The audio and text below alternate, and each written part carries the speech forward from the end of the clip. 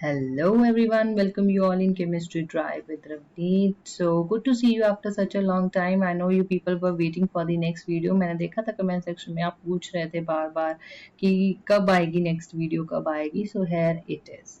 तो इसी के साथ मैं देख रही हूँ बहुत सारे नए सब्सक्राइबर्स हमारे साथ जुड़ चुके हैं, नए मेंबर्स हमारी फैमिली में शामिल हो चुके हैं. So I must welcome you all to my YouTube channel.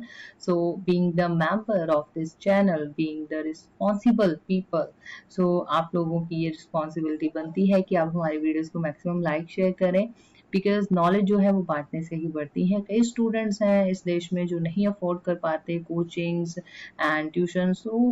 ये प्लेटफॉर्म है ही ऐसे बच्चों के लिए कि जिनको केमिस्ट्री के बहुत सारे टॉपिक्स कंटेंट्स में डिफिकल्टी आती है, वो हमारी वीडियो से इजीली जो है वो पढ़ सकता है. इसी के साथ हमारी जो है ईमेल आपको प्रोवाइड की गई है चैनल के जो डिस्क्रिप्शन है उसमें. अगर आपको कोई भी क्वेरी हो तो जिसको हम ऑनलाइन यहाँ पे सॉल्व नहीं कर सकते इन द कमेंट सेक्शन, तो आप हमें वहाँ पे ईमेल भी कर सकते हैं.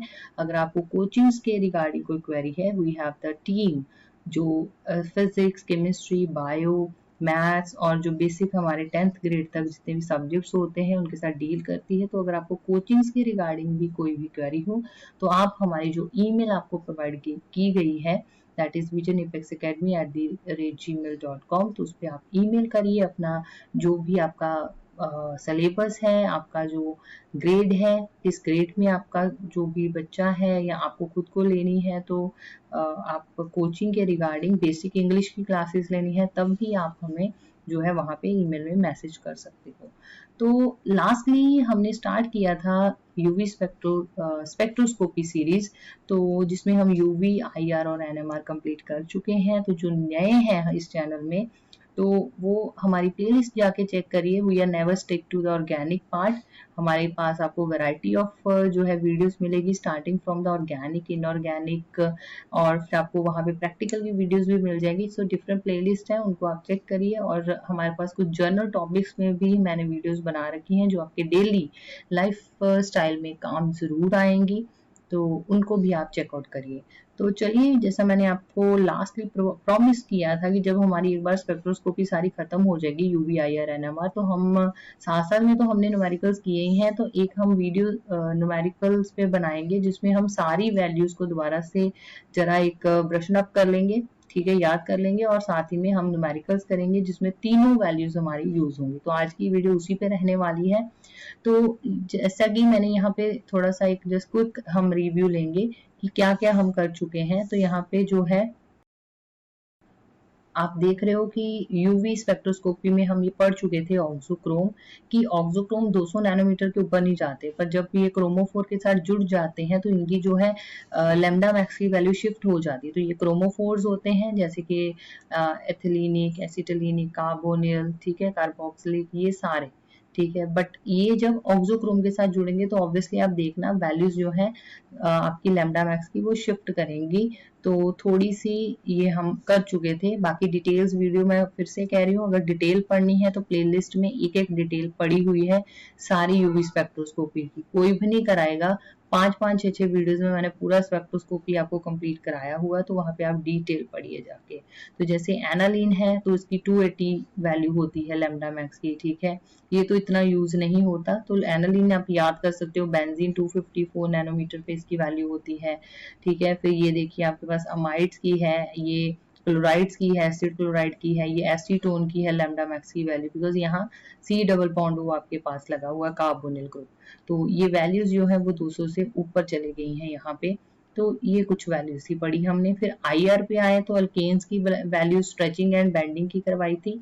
तो स्ट्रेचिंग की वैल्यू जो है होती दैट इज 2962, ठीक है, तो इससे लेके 28. तो मैंने कहा था 2900, 250 इस तरह पढ़ लो. और सी एच बेंडिंग वाली 1450 से 1350 वाली वैल्यू. और सी सी की जो स्ट्रेचिंग की, याद रखना कि इसमें दो तरह की स्ट्रेचिंग होती है, कि ये बॉन्ड स्ट्रेच करता है, एक सी सी बॉन्ड स्ट्रेच करता है. जो 1300-800 वाली वैल्यू होती है वो सी सी स्ट्रेचिंग की होती है और ये सी एच स्ट्रेचिंग की वैल्यू होती है. इसी के साथ अगर आप नेक्स्ट देखोगे, अल्कीन्स की वैल्यू मैंने करवाई थी जो C double bond C stretching. अब डिपेंड करता है, सी डबल बॉन्ड सी तो हमारा इस तरह से भी आता है, ये वाला C double bond C stretch होता है। तो अगर आपका जो C डबल बॉन्ड C है उसके साथ जो H लगा है तो ये वाली स्ट्रेचिंग की वैल्यू ये रहेगी जो 3100 से 3000 की होती है। और ये वाले बॉन्ड की जो स्ट्रेचिंग है, अगर तो ये बॉन्ड आगे कॉन्जुगेशन में जाता है तो ये मतलब सिंगल डबल इस तरह करेगा। अगर कॉन्जुगेशन हो तो वैल्यू 1660 से 1620 होती है। अनकॉन्जुगेटेड जो होता है उसकी 1640 से 1580। आप ऐसा करना, इसकी वीडियो में भी स्क्रीनशॉट ले लेना, ये एक पूरी तरह से फुल आपके नोट्स बन जाएंगे जिसमें एक ही जगह पे आपको सारी वैल्यूज मिल जाएंगी। अगर यही C डबल बॉन्ड C जैसे बेंजीन है उसमें अगर ये इस तरह आता है रिंग का तो ये वैल्यू 1600 से 14, ये काफी इंपॉर्टेंट है। सिस ट्रांस की वैल्यू 690 एंड 970, तो ये भी आप नोट कर लेना। जहां आपको वैल्यू 690 के अप्रोक्सीमेटली या 970 के दिखे तो इसका मतलब होता है कि वहां पे C डबल बॉन्ड C है और वो सिस ट्रांस कंडीशन है वहां पे, ठीक है। देन आपके पास ये कुछ वैल्यूज है, अगर दोनों तरफ अल्काइल ग्रुप्स हैं तो 980 से 880 वैल्यू, और एक तरफ H है, ठीक है, ये इस तरह से है H R R R, ठीक है, तो वैल्यू ये रहेगी। अल्काइंस में वैल्यूज अगर आप देखोगे तो C जो है H ये वाला स्ट्रेचिंग जो है 3300 एंड बेंडिंग इज 630। इसी तरह अगर C ट्रिपल बॉन्ड जो C है अगर टर्मिनल पे जाके है, यहाँ पे कोई और ग्रुप्स हैं और ये कहीं पे इस तरह से टर्मिनल में लगा हुआ तो 2140 से लेके 2100 एंड नॉन टर्मिनल की ये वैल्यू रहेगी।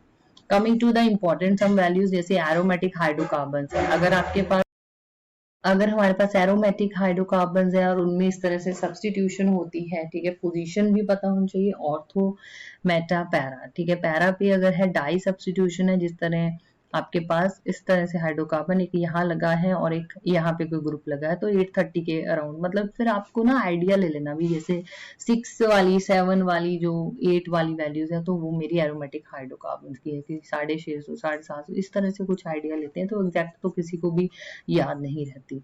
फिर अल्कोहल फिनोल्स की आपको पता 3600 वाली से लेके 3500 वाली जो वैल्यूज होती हैं, ज्यादातर अल्कोहल फिनोल्स की अगर OH वो फ्री है, अगर वही OH अगर ये बहुत ही ज्यादा इंपॉर्टेंट है, वैल्यू काफी हेल्पफुल रहती है, वही इंटरमॉलिक्यूलर हाइड्रोजन बॉन्डिंग में इन्वॉल्व हो जाए तो वैल्यू थोड़ी सी नीचे चली जाएगी 3400 से 3200। ये ऐसा क्यों होता है, हम कर चुके हैं, ये सारा कंटेंट पढ़ चुके हैं कि किस तरह इलेक्ट्रॉन जो है वो डिस्प्लेसमेंट होती है, फिर उससे क्या इफेक्ट होता है।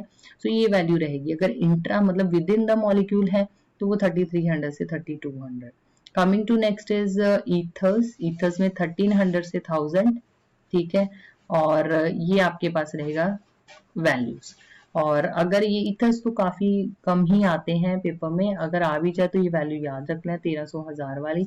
और ये इंपॉर्टेंट आ गई 1700 1600 1800 वाली जो वैल्यूज होती हैं, 17 1800 वाली मतलब कार्बोनिल वाली वैल्यूज होती है। अब डिपेंड करता है वो एल्डिहाइड का कार्बोनिल है, कीटोन का है, कार्बोक्सिलिक का है, या कार्बोक्सिलिक के किसी डेरिवेटिव का ये कार्बोनिल ग्रुप है। तो ये वैल्यूज आपके सामने है, क्योंकि अब इसमें IR भी हेल्प कर देगा आपको सिर्फ इतना याद रखना है 1700 1800 वाली जो वैल्यूज है वो मेरी कार्बोनिल की है, और यही आपने जो है वो याद रखना है। इसी का CCl स्ट्रेच की वैल्यू एक यहाँ मैंने मेंशन की है, ये भी आप मार्क कर लेना, 800 से लेके 650 तक जो वैल्यू है वो रहेगी। क्लियर?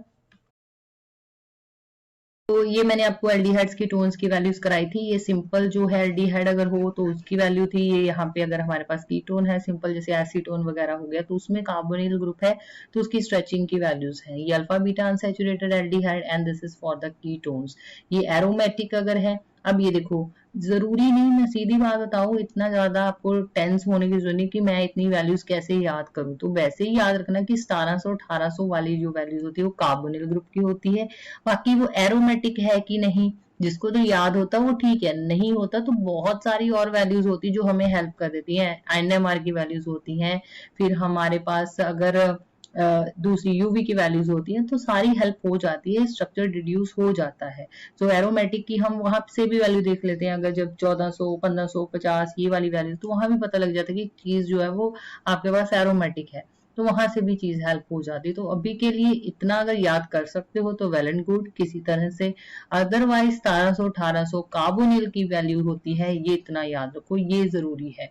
फिर इसी तरह कार्बोक्सिलिक जो है उसकी वैल्यू याद रखो कि ये 1705 1680 वाली जो वैल्यूज होती है वो कार्बोनिल की होती है, और एरोमेटिक भी हो सकता है अल्फा बीटा अनसैचुरेटेड।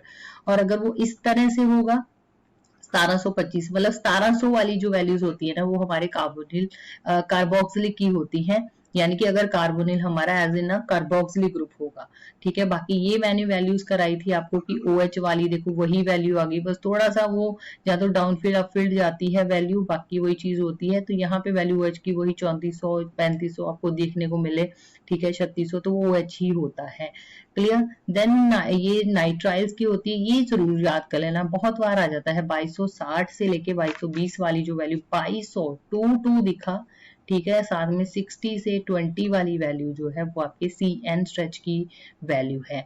अमीन्स की वैल्यू जो है NH की 3500-3200 वाली वैल्यूज आपकी NH की रहती है। स्ट्रेचिंग की वैल्यूज दी होती है ज्यादातर, ठीक है, जो यही दी होती है, ये बैंडिंग की होती है 1600-1500 वाली।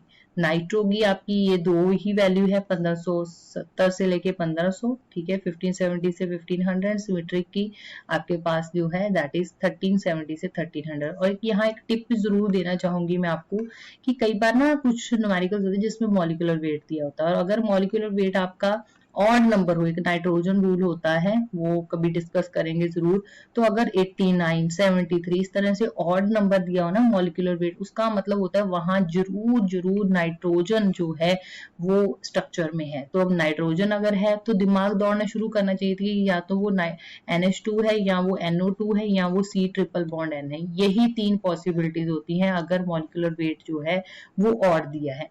अगर ये चीज है तो फिर इसके अकॉर्डिंग अपना जो है बाकी का डाटा जो है वो देखना शुरू करो NMR एंड UV का, ठीक है, कि मेरे पास जो डेल्टा की वैल्यू है वो क्या है, इसके अराउंड अगर मैं उस हिसाब से कार्बन लगाऊं तो क्या मेरे पास जो है स्ट्रक्चर का वो टोटल बन रहा है कि नहीं बन रहा। क्लियर। सो आगे वेरी इंपॉर्टेंट है, ये एक चार्ट आप ड्रॉ कर सकते हो, ये डेल्टा की वैल्यूज है, ये करा चुके हैं। जैसे मैंने 0 से स्टार्ट किया है 12 तक वैल्यूज ली है, सो 0.5 अगर वैल्यू इसके अराउंड होती है तो ये होता है कि कार्बन हमारा जो है वो sp3 है। इस तरह से अगर इनके बीच की वैल्यू है कोई तो वो मतलब हमारे पास कार्बन तो sp3 है बट वो आगे किसी हैलोजन के साथ जो है वो जुड़ा हुआ है, ठीक है, Cl Br ये हो सकते हैं। और sp अगर कार्बन है यानी C ट्रिपल बॉन्ड वाला कार्बन है, उसके साथ आगे स्ट्रक्चर हमारा अटैच है, तो वो हमारी वैल्यू जो है डेल्टा की उस केस में वैल्यू 2 से 3 के बीच में दी होती है, जैसे 2.6 2.9, ठीक है, इस तरह से वैल्यू रहती है। 2 से 5 वाली वैल्यू आपने नहीं है, यहाँ पे जो वैल्यू आपके पास रहेगी वो 6 to 7 एंड 7 to 8 आपने लर्न कर लेनी है। 6 to 7 विनाइलिक की होती है, आई होप आपको विनाइलिक ग्रुप जो है वो पता हो, ये वाला। तो यहाँ पे वैल्यू जो है दैट इज फॉर 6 to 7 के बीच में रहेगी। 7 to 8 अगर होती है वो तो पक्का ही पता भी, एरोमेटिक वाला हाइड्रोजन की बात करें तो जहां आपको डेल्टा की वैल्यू 7 से 8 के बीच में दिखे मतलब मेरा कंपाउंड एरोमेटिक है, क्योंकि इसकी डेल्टा की वैल्यू जो है मेरे हाइड्रोजन की, ये पता है ना किसकी बात करें, यूवी में हम सिर्फ हाइड्रोजन किसके साथ अटैच है, ठीक है, उसकी बात करते हैं। तभी मैंने सिर्फ एक में मेंशन किया, आगे मेंशन नहीं किया इतना कि हाइड्रोजन किसके साथ अटैच है। तो हमारे एरोमेटिक रिंग में भी आपको पता होना चाहिए यहाँ पे हमारे हाइड्रोजन होते हैं, तो हम इन हाइड्रोजन की बात कर रहे हैं कि ये हाइड्रोजन जो है इनकी वैल्यू 7 से 8 होगी। अब वैल्यू कितनी 7.5 रहेगी 7.6 रहेगी, ये डिपेंड करेगा वहां एरोमेटिक रिंग पे कौन सा कोई ऑक्सोक्रोम लगा, कोई क्रोमोफोर क्या लगा हुआ है वहां पे ग्रुप, तो उस पे भी डिपेंड करेगी। 8 से 10 की अगर आपको ppm में वैल्यू दिख रही है डेल्टा की, दैट मीन्स आपका एल्डिहाइड ग्रुप वहां होगा। 10 से 12 के बीच वाली वैल्यू है तो मतलब आपके कार्बोक्सिलिक ग्रुप की वो बात कर रहा है, तो आपने उस पर फोकस करना है। अब करते हैं कुछ numericals that are related to the UV IR PMR data. तो पहला न्यूमेरिकल देखिए, उसमें लिखा हुआ है कि एक ऑर्गेनिक कंपाउंड है जिसका कि मॉलिक्यूलर वेट जो है वो आपको दिया हुआ है 71, तो यहाँ पे पहले आपको उसने थोड़ी सी इंडिकेशन दे दी है, ऑड नंबर दिख रहा है आपको, तो आपका दिमाग दौड़ना शुरू होना चाहिए कि इसका मतलब कोई नाइट्रोजन कंटेनिंग कंपाउंड है वहां पे, यानी नाइट्रो ग्रुप हो सकता है, साइनो हो सकता है, अमाइनो ग्रुप हो सकता है। और फिर उसके हिसाब से आपने जो है बाकी का डाटा देखना शुरू करना है कि क्या वो भी इनके साथ मैच कर रहा है, क्या आपके पास जो वैल्यूज हैं वो इनमें से तो नहीं किसी की। ठीक है, फिर उसके बाद देखिए इसमें आपको स्पेक्ट्रोस्कोपिक डाटा दिया हुआ है, UV, IR and NMR. Solve भी आपने इसी वे में करना है, पहले यूवी का डाटा देखोगे। ठीक है, सो बच्चे पहले आईआर देखना शुरू कर देते हैं, तो आईआर से ज्यादा पहले यूवी देख लो, वहां से आपको थोड़ा आइडिया हो जाएगा वहां कॉन्जुगेशन है कि नहीं, कोई ऑक्सोक्रोम, क्रोमोफोर, ये वाली चीजें हैं कि नहीं। उसके फिर अकॉर्डिंग आईआर, ठीक है, उसको देखो, फंक्शनल ग्रुप पता लगेगा आपको। एनएमआर से क्या होगा, आपको फंक्शनल ग्रुप पता लग गया भी कोई वहां पे कार्बोनिल ग्रुप, कोई आपके पास क्रोमोफोर, ऑक्सोक्रोम है कि नहीं।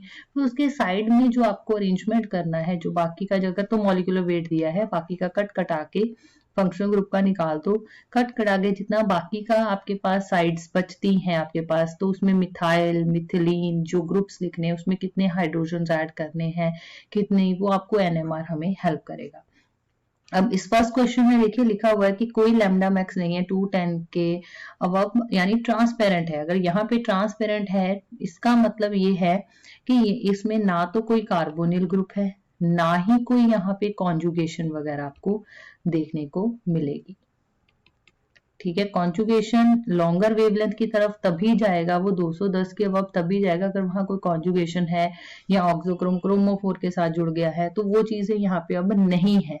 आगे देखिए, फिर आईआर में दिया हुआ है 2941 दिया है, 2247 देखो वहां पे एक वैल्यू दी है 2247, जो आपके पास सेंटीमीटर इनवर्स वैल्यू दी हुई है आईआर की, ये आपका इंडिकेट करता है कि वहां पे साइनो ग्रुप है। मैंने आपको वैल्यूज लिखाई हुई हैं, उसमें चेक कर सकते हो, ये वैल्यू मैंने इसके लिए लिखवाई हुई है साइनो ग्रुप के लिए।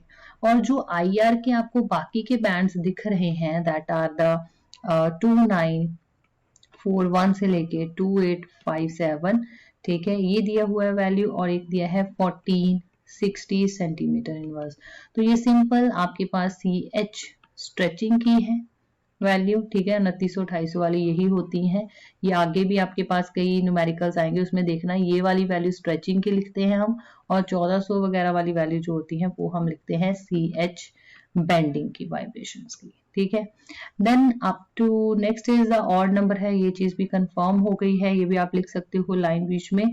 अब ऑड नंबर से ये भी चीज पता लगती है कि कंपाउंड जो है, ठीक है, 71 है molecular weight, nitrogen containing compound है, और जो आपका कंपाउंड रहेगा वो होगा aliphatic,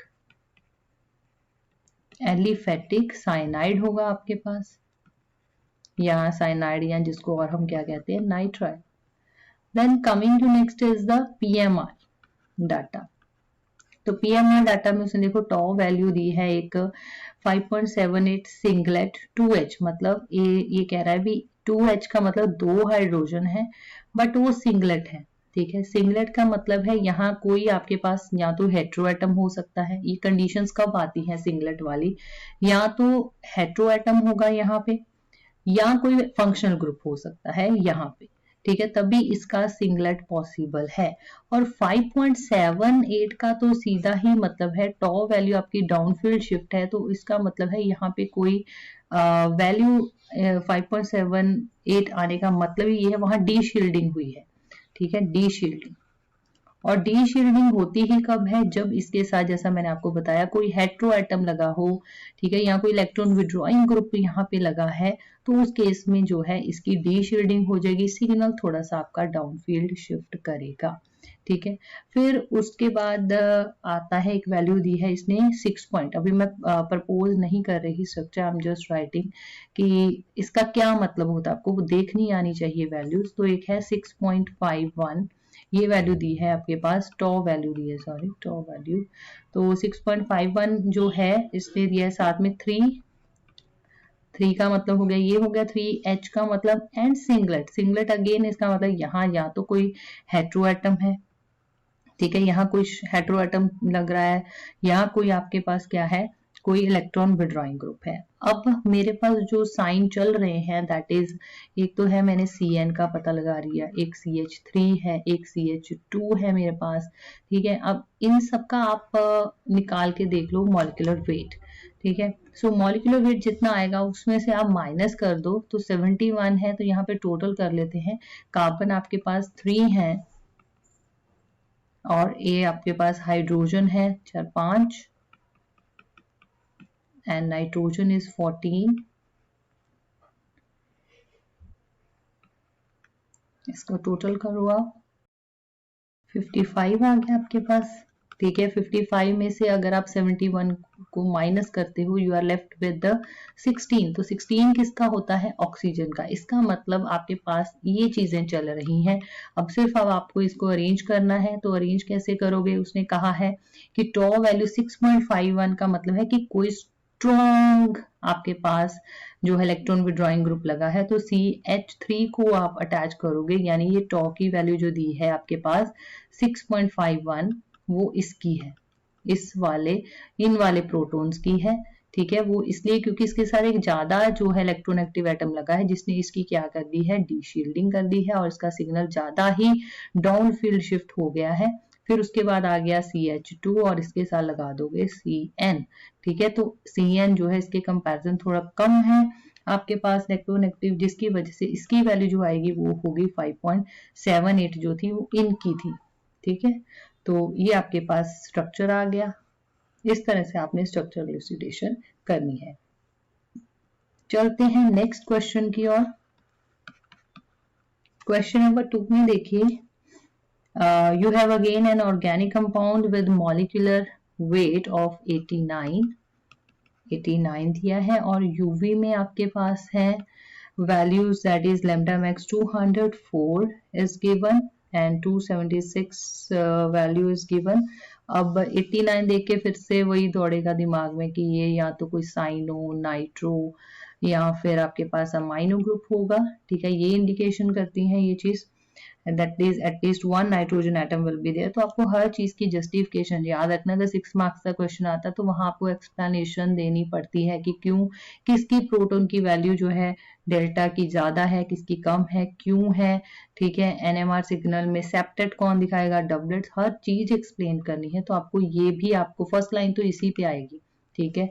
then the value of UV that is 204 and 276 जो दी है, तो आपके पास मीडियम इंटेंसिटी बैंड होगा, ठीक है। UV की जो वैल्यू है 204, तो ये वाली वैल्यू जो है ये है due to the medium intensity band और जो दिखाता है N2 sigma star medium intensity. ये सब चीजें आपको करवा रखी हैं, ठीक है। एप्सिलॉन नॉट की वैल्यू कब ज्यादा होती है कब कम होती है, तो N2 सिग्मा स्टार जो ट्रांजिशन होती है उनमें ये वैल्यू आपको देखने को मिलेगी। और जो वीक बैंड उसने दिखाया है दैट इज 276 जो है वैल्यू दी है, that is due to N2 pi star transition की वजह से होता है, ठीक है। नॉन बॉन्डेड जब पाई स्टार में जाते हैं, और ये दोनों ही बैंड आपके जो है ये मीडियम इंटेंसिटी और ये वीक इंटेंसिटी का जो बैंड है ये दोनों ही शो करते हैं, क्योंकि नाइट्रोजन के पास नॉन बॉन्डिंग इलेक्ट्रॉन्स भी हैं, ठीक है। और यहाँ पे आपके पास N से सिग्मा स्टार भी ट्रांजिशन हो सकती है, N से पाई स्टार ट्रांजिशन भी होती है NO2 ग्रुप में, ठीक है। तो ये चीजें इंडिकेशन पहले ही कर रही हैं कि हाँ आपके पास NO2 ग्रुप जो है वो प्रेजेंट हो सकता है। Coming to the next is the presence of nitro group। further आपका जो डाटा सपोर्ट कर रहा है that is your the band of 155, ठीक है। जो आपके पास IR में बैंड आया है that is 155, ये वाला जो बैंड है, और एक 1370 सेंटीमीटर इनवर्स वाला बैंड है, ये होता है due to the asymmetric stretch.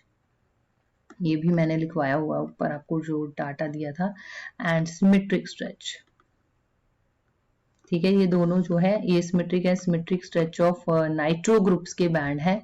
तो और मतलब आपको कंफर्मेशन हो ही जा रही है कि हाँ मेरा नाइट्रो ग्रुप जो है वो प्रेजेंट है। फिर जो बैंड आपके पास है 330, ये मैंने पहले भी बताया था 2924, ये 1466। तो ये आपके पास CH स्ट्रेचिंग के बैंड होता है और CH बेंडिंग का बैंड होता है, नथिंग एल्स। इसमें आप ज्यादा टेंशन मत लेना, ये उसी के बैंड होते हैं 2900 3000 वाले जो होते हैं, ठीक है जी। नेक्स्ट उसके बाद कंपाउंड जो है जे की वैल्यू अगर आप देखोगे तो वहां पे कपलिंग कांस्टेंट जो है वैल्यू दी हुई है जे की 6.7 साइकिल्स पर सेकेंड, ये एक वैल्यू दी है। इससे ये पता चलता है आपके पास कि जो पीएमआर स्पेक्ट्रम से कि दो जो है म्यूचुअली कपल्ड प्रोटॉन है, म्यूचुअली कपल्ड प्रोटॉन्स हैं, यानी कि एक ही कार्बन को अटैच हो सकते हैं। सो वैसे भी आगे भी दिया हुआ है कि 6 प्रोटॉन है एंड डबलेट। 6 प्रोटॉन डबलेट का मतलब ये हो गया भी ये कार्बन जिसके साथ वो अटैच है उसके साथ एक हाइड्रोजन है and 6 proton can be like this, 6 protons and doublet, doublet due to n+1 rule, ठीक है। तो इनका जो है शेप प्रोटॉन्स का क्या आएगा, डबलेट, और इनकी वैल्यू दी हुई है दैट इज 8.47 टॉ, ठीक है, 8.47 tau value दी है and show that these two methyl group they are further attached to the carbon atom having the one hydrogen and further this is also supported by one proton septet, ये भी बताया ना उसने। इसकी value जो आएगी that is septate, septate क्यों आएगी, यहाँ शेप प्रोटोन है तो 6 + 1 मीन 7, तो ये 7 में ब्रेक डाउन होगा। ये हमने किया था कि सेप्टेट की स्प्लिटिंग जो हम ये ऐसे करके सिग्नल दिखाते हैं तो सेप्टेट में ये ब्रेक करेगा और इसकी वैल्यू रहेगी 5.30। वैल्यू क्यों इतनी आई, क्योंकि इसके साथ अटैच है आपका फंक्शनल ग्रुप, तो फंक्शनल ग्रुप जो इलेक्ट्रॉन विड्रॉइंग है तभी इसकी वैल्यू डाउन फील्ड है थोड़ी सी डीशील्डिंग की वजह से, because of the minus I effect of this nitro group. This is the structure of your question number 2. Then इसी के रिलेटेड ये थर्ड क्वेश्चन जो है वो आप खुद करना, ठीक है। यहाँ पे भी मॉलिक्यूलर वेट आपको दिया है 73 और आपको यूवी की वैल्यू अब 219 दी गई है, तो बड़े ध्यान से यूवी की वैल्यू 219 है, वीक एब्जॉर्प्शन है, तो उसको एनालिसिस करो क्या आएगा। तो ये आपका इसी से रिलेटेड मैं हिंट दे देती हूँ, इसमें भी कोई नाइट्रोजन कंटेनिंग कंपाउंड जरूर होगा, बाकी आप स्ट्रक्चर जो है वो खुद डिड्यूस करोगे और कमेंट सेक्शन में बताओगे कि आपको समझ आया कि नहीं आया, कि किस तरह से ये चीज करनी है। Coming to the next is question number 3, third तो आप खुद करोगे। फोर्थ क्वेश्चन में देखो भी दिया है ऑर्गेनिक कंपाउंड, अब उसने ना मॉलिक्यूलर वेट नहीं दिया, आपको दिया है C7H6O, ठीक है। कहता है ये एक मॉलिक्यूलर फॉर्मूला दिया है कंपाउंड का और स्पेक्ट्रोस्कोपिक डाटा दिया हुआ है यूवी, IR, PMR। यूवी का है 249.5 नैनोमीटर है और एक 328 जो है वैल्यू दी है नैनोमीटर की। सो 328 जो है आपके पास वीक एब्जॉर्प्शन है, जो कि किसकी होती है, याद रखना, इसको मार्क करके रख लो कि ये वैल्यू हमारे पास होती है, इसका मतलब यहाँ हमारे पास कोई एल्डिहाइड या कीटोन होगा, ठीक है। और ये इसलिए बैंड आता है due to N to pi star transitions की वजह से आता है, और जो शिफ्ट है of this band from its usual position यानी कि 290 नैनोमीटर से लॉन्गर वेवलेंथ की तरफ ये गया है। वैसे 290 होता है तो ये लॉन्गर वेवलेंथ की तरफ गया, इसका मतलब ये हो गया कि वहां पे ड्यू टू द कॉन्जुगेशन, ठीक है, कॉन्जुगेशन होगी वहां पे कार्बोनिल ग्रुप की इधर विद द इथिलीनिक बॉन्ड और द एरोमेटिक रिंग, ठीक है। 290 से वैल्यू शिफ्ट की है 328 की तरफ, क्यों, इसका मतलब है या तो कॉन्जुगेशन ही हो सकती है, किसके साथ हो सकती है, कार्बोनिल ग्रुप की, एल्डिहाइड का जो कार्बोनिल ग्रुप है उसकी इथिलीनिक जो बॉन्ड होते हैं यानी कि आपके जैसे C डबल बॉन्ड C हो गया, इनके साथ वो बोल रहा है, ये एक पॉसिबिलिटी आती है। दूसरी पॉसिबिलिटी आती है कि जो रिंग का ये C डबल बॉन्ड होता है इसके साथ भी ये अटैच हो सकता है। अब हमने इन चीजों को कंफर्म करना भी किसके साथ अटैच ये होगा, तो इसके लिए चलते हैं IR की तरफ। तो IR में जो है, अच्छा एक इसका बैंड रह गया 249 वाला, ये भी बता दो 249.5 वाला बैंड है, ठीक है। ये इस चीज को सपोर्ट करता है कि वहां कॉन्जुगेशन है, ठीक है, clear. So this is supported further by the strong absorption, ये जो स्ट्रॉन्ग एब्जॉर्प्शन आई है इसी की वजह से है। IR की जो वैल्यूज हैं उनकी ओर, तो IR में एक बड़ा ही स्ट्रॉन्ग बैंड दिया हुआ है आपको 1700 के अराउंड। तो 1700 के अराउंड जब भी बैंड देते हैं तो मैंने पहले भी बताया है ये वैल्यू होती है किसकी, that is for the carbonyl groups. तो IR में हमारे पास 1700 सेंटीमीटर इनवर्स का जो बैंड है वो कार्बोनिल ग्रुप की ओर इशारा करता है। इसकी स्ट्रेचिंग का ये बैंड है। इसी तरह से जो वैल्यूज दी हुई हैं, कुछ वीक बैंड दिखाए गए हैं, साथ में लिखा हुआ है इसने, देखो वीक बैंड है 2841 का एक जो बैंड दिखाया हुआ है वीक बैंड है, एक 2763 वाला जो वीक बैंड है। तो ये तो वही आ गए, फिर वीक बैंड तो स्ट्रेचिंग वाले आ गए, CS स्ट्रेचिंग वाले 2841 और एक जो है 2763। सो ये वाली आपके पास 250, 2700, 2900 ये वैल्यूज जो हैं ये आती हैं due to the CH stretching. ठीक है, और ये CH स्ट्रेचिंग किसकी होती है, that is of the aldehydic group. ठीक है, एल्डिहाइडिक ग्रुप। सो यहाँ से एक क्लैरिटी ये तो हो गई है कि एक तो 1700 ने ये कह दिया कि कार्बोनिल, जब कार्बोनिल दिमाग में दौड़ता है तो आप देखोगे कि ये आपके पास एल्डिहाइड है, कीटोन है कि कार्बोक्सिलिक है। पर ये जो दो वैल्यूज थी इसने कहा कि ना जी ये तो एल्डिहाइडिक ग्रुप में जो CH होता है उसी की स्ट्रेचिंग है, यानी इसकी बात कर रहा है ये, इस वाले बॉन्ड की ये वैल्यूज दो होती है।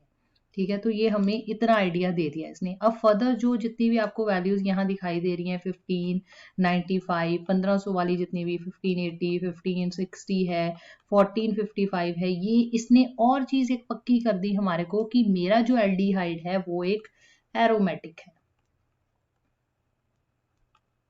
ठीक है, एरोमेटिक कंपाउंड है, काफी हेल्पफुल रहता है ये वाली चीज। और देखना जैसे से जितने ज्यादा न्यूमेरिकल्स करोगे ना आपको वैल्यूज खुद ही याद हो जानी है, जितनी प्रैक्टिस करोगे वैसी वैल्यू याद हो जानी है।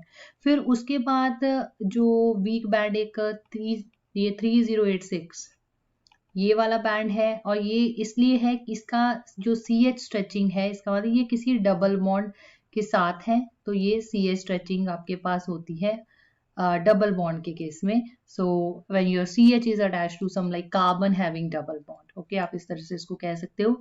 Then further 745 and 685 centimetre inverse वाले जो बैंड हैं ये उसी के होते हैं, एरोमेटिक रिंग के नहीं होते, CH स्ट्रेचिंग के दो बैंड। ठीक है, तो CH जो आपके रिंग वाले, यानी कि जैसे कि इस तरह से आपके यहाँ H है तो ये स्ट्रेचिंग, ठीक है, उसके बारे में बात कर रहा है।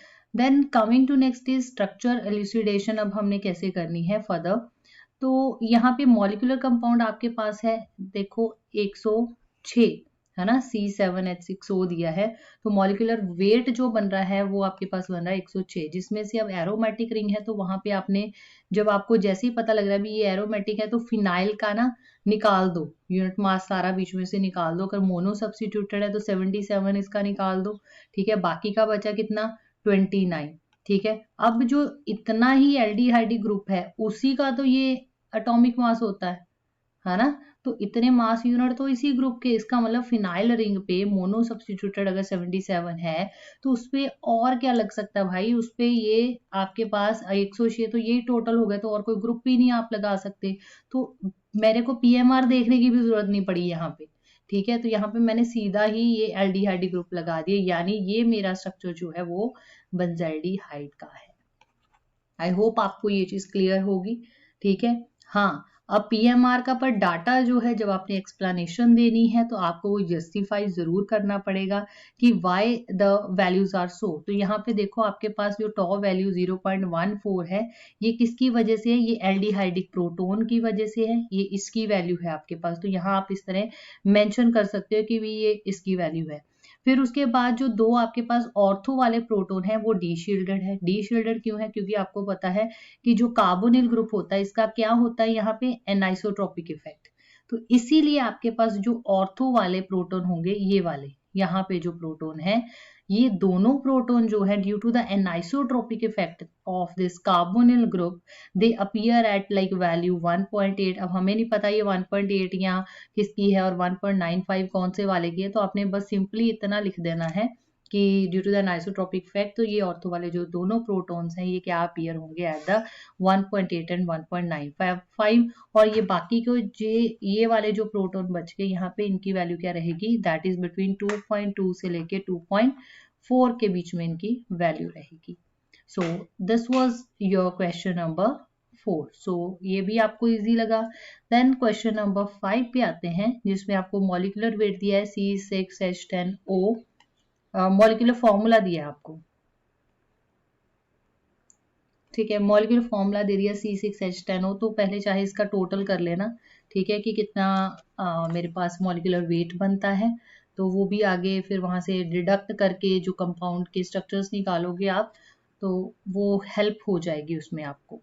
तो यूवी की जो वैल्यू है यहाँ पे दी हुई है आपके पास 230 है, 329। यहाँ से भी फिर वही चीज आ गई कि यहाँ पे क्या हो रही है, आपके पास ट्रांजिशंस हो रही हैं। तो ये जो 230 वाला जो नैनोमीटर है ये तो सीधा ही पाई टू पाई स्टार ट्रांजिशन का होता है, ठीक है। और जो 329 आया है, ठीक है, ये जो स्ट्रॉन्ग बैंड 230 वाला है that is due to pi star. 329 nanometre वाला जो होता है वो N2 पाई स्टार है। तो नॉन बॉन्डिंग किसके पास होते हैं, ऑक्सीजन के पास होते हैं, नाइट्रोजन के पास। अब नाइट्रोजन तो ये होगा नहीं क्योंकि यहाँ पे ही नाइट्रोजन नहीं है, ठीक है। तो इसका मतलब ऑक्सीजन वाला कंपाउंड है। और ये पक्का क्या है हमारे पास 329 किसकी वैल्यू होती है, अल्फा बीटा अनसैचुरेटेड कंपाउंड्स की, अल्फा बीटा अनसैचुरेटेड कंपाउंड। और वो कौन सा कंपाउंड हो सकता है, एल्डिहाइड या कीटोन। अब मैं बाकी वैल्यू देखनी शुरू करूंगी, ठीक है।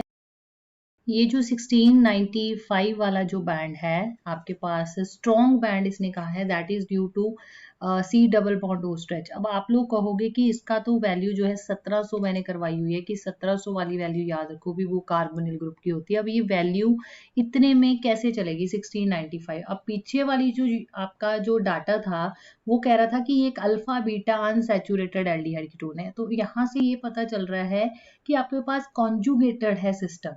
तो कॉन्जुगेटेड सिस्टम होने की वजह से इसका मतलब हो गया कि कार्बोनिल ग्रुप जो है वो आपका अटैच होगा या तो किसी इथिलीनिक बॉन्ड से, C double bond C bond से, या एरोमेटिक रिंग के साथ। तभी आपके पास वैल्यू जो है वो 1710 से जो है वो 1695 होगी। आई होप आपको ये चीज क्लियर होगी why I am saying it is not remaining to stick to 1700 नहीं रही। जैसा बताया कि 1700 दिखे वैल्यू तो पक्का पता कर लो भी ये कार्बोनिल ग्रुप है, ठीक है। तो यहाँ से दो चार चीजें और कंफर्म होगी कि मेरा जो कार्बोनिल ग्रुप है वो किसी डबल बॉन्ड के साथ भी अटैच हो सकता है, वो मेरा यहाँ एरोमेटिक रिंग के साथ भी अटैच हो सकता है। पर अगर तुम ध्यान से देखोगे तो यहाँ पे तो मेरे को कहीं पे भी 1500 वाली वैल्यूज नहीं दिख रही, 1400 वाली वैल्यू, 1600 वाली वैल्यू ही नहीं दिख रही। तो मेरा एरोमेटिक रिंग वहां हो ही नहीं सकती, ठीक है, वहां एरोमेटिक रिंग नहीं हो सकती। इसका मतलब कि वो एक एरोमेटिक एल्डिहाइड कीटोन ना होके वो मेरा एक सैचुरेटेड एलिफेटिक जो है कंपाउंड होगा जिसमें मेरे को कहीं ना कहीं ये एथिलीनिक C डबल बॉन्ड C देखने को मिलेगा, ठीक है। अब ये चीजें यहाँ से भी कंफर्म होती है। एक 1620 वाला जो बैंड है ये CC स्ट्रेच का होता है, ठीक है। फिर उसके बाद जो आपके पास वैल्यूज हैं 2950 है ना, 2860 ये भी हमने पीछे किया था, CH स्ट्रेच की वैल्यू है। एंड 1460 जो वैल्यू है centimetre inverse that is due to CH bending. Then अब हमारा जो ये पूरा हमने कंक्लूड थोड़ा सा किया, इसको अब एक तरह से स्ट्रक्चर में ढालने के लिए PMR का जरा डाटा चेक कर लेते। तो PMR क्या कहता है कि मेरे पास क्या है, शोज 3 प्रोटॉन्स सिंगलेट। सिंगलेट का मतलब हो गया यहाँ कार्बन इस तरह ही है, इसके 6 प्रोटॉन है कहता। एंड डेल्टा वैल्यू दी है आपको 2.1 विच मस्ट बी 3 प्रोटोन का मतलब हो गया कि CH3 है, ऐसा करते हैं यहाँ लिख देते हैं CH3 है और इसके साथ कोई सिंगलेट है। सिंगलेट मतलब इस तरह, अभी मैं यहाँ लिख नहीं रही कि इसके साथ फर्दर क्या अटैच है। दिस इज उसने जो बोला है प्रोटोन सिंगलेट एंड 2.1 वैल्यू है अटैच्ड। ये किसके साथ अटैच होगा कि इसकी वैल्यू इतनी होगी किसी इलेक्ट्रॉन विड्रॉइंग ग्रुप के साथ, तभी वैल्यू जो है इतनी 2.1 हुई है। इसी तरह वो कहता है 6 प्रोटोन है, सिंगलेट है 1.9 है, सजेस्ट दैट कि इसमें 6 प्रोटोन है which must be attach to the double bond, तभी वैल्यू 1.9 वैल्यू गई है। तो ये रहेगा CH3, 6 प्रोटॉन इकट्ठे तो जुड़ेंगे नहीं, ठीक है, तो वो कुछ इस तरह से वैल्यू होगी। ये आ गया ना, इसकी वजह से सिंगलेट आ गया, ये C डबल बॉन्ड 3 आ गया। तो यहाँ पे इसकी जो वैल्यू दी है आपको दैट इज 1.9, इसकी भी वैल्यू 1.9 आ गई, है ना। फिर वो कहता है जो आपके पास सिंगलेट वैल्यू दी है दैट इज 6.15, वो उस प्रोटोन की है, यानी कि ये वाले प्रोटोन की वैल्यू 6.15। तो ये आपका कौन सा ओलिफिनिक प्रोटोन है। सो कंबाइन करके मेरे पास ये स्ट्रक्चर जो है वो कंक्लूड होता है, that is of the mesityl oxide बोलते हैं इसको हम। काफी आपको एल्डिहाइड कीटोन चैप्टर में देखने को मिलता है। एंड यहाँ इसको बोल सकते हैं 4-मिथाइल पेंट 3 2-on। कई बार पूछ लेते हैं एक्स्ट्रा कि उसका नेमिंग भी करो, जो आप स्ट्रक्चर इंट्रोड्यूस करोगे तो आप इसकी नेमिंग भी कर सकते हो। तो एक क्वेश्चन मैंने आपको ऑलरेडी दे रखा है, एक क्वेश्चन मैं आपको और दे रही हूँ, तो दोनों का ही आंसर जो है आप मेरे को कमेंट सेक्शन में बताइए, और जरूर बताइए कि आपको इतनी देर बाद जो है केमिस्ट्री ड्राइव पर एक वीडियो दोबारा से देखने को मिली है, तो आपको ये वीडियो कैसी लगी और आप आगे कौन सा टॉपिक पढ़ना चाहते हो। सो मैंने सोच रखा है कि मैं मास स्पेक्ट्रोमेट्री कराऊंगी। सो अगर तो आपको मास स्पेक्ट्रोमेट्री करनी है तो भी आप बताइए, और अगर आपको कोई और टॉपिक जिसमें डिफिकल्टी आ रही है, अगर आपको वो टॉपिक करना है तो हम उसके रिलेटेड मटेरियल निकालेंगे और आपको उसके रिलेटेड नोट्स देने की कोशिश करेंगे। So thank you so much for watching the video. Keep supporting, keep sharing chemistry drive with रफनी।